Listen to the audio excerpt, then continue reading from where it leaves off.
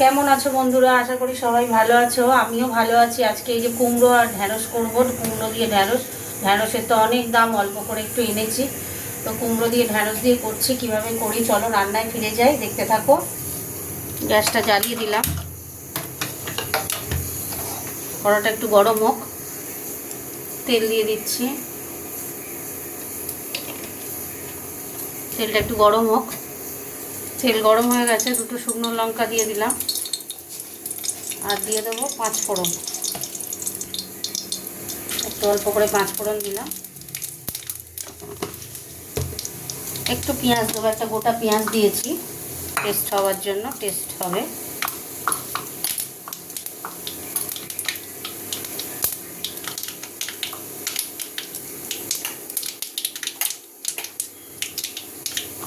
এবার দিয়ে দিচ্ছি পেঁয়াজটা।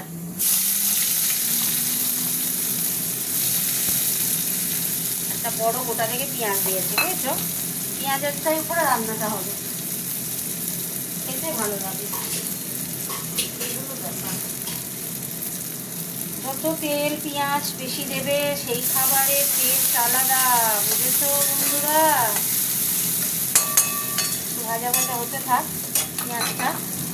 পেঁয়াজটা ভাজা ভাজা হয়ে গেছে, এবার দিয়ে দেবো টমেটো। টমেটো দিয়ে দিলাম।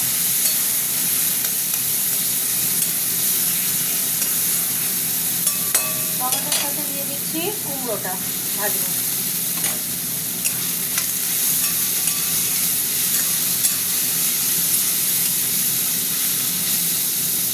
আলু ছাড়া কুমড়ো দিয়ে আর ঢ্যাঁড়স দিয়ে হতে থাক। এবার আমি একটু হলুদ গুঁড়ো দেবো, অল্প করে একটু হলুদ গুঁড়ো দিয়ে দিলাম। একটু লঙ্কা গুঁড়ো দেবো, একটু নুন দেবো, নুন দিয়ে দিলাম, আর একটু দেবো।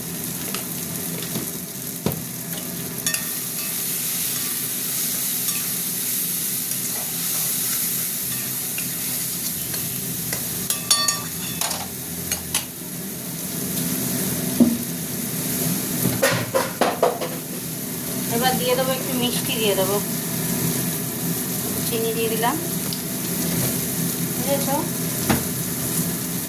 এইবার আমি ঢ্যাঁড়স দেবো, কিছুক্ষণ নাড়ার পরে জল দেবো। ঢ্যাঁড়সটা দিয়ে দিলাম,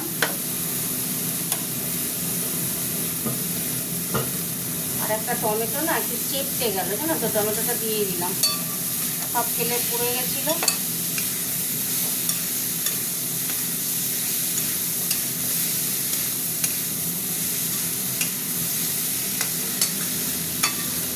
একটুখানি হোক, তারপর জল দিচ্ছি। এবার বন্ধুরা জল দিয়ে দিচ্ছি, আর অল্প একটু সর্ষে, এই যে সর্ষে পেস্ট করা, ওটাও দিয়ে দিলাম।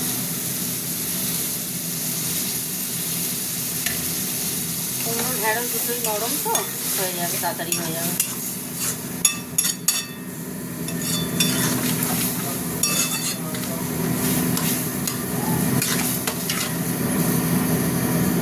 দেখে নিই, একটু নুন লাগবে, নুন কম লাগছে।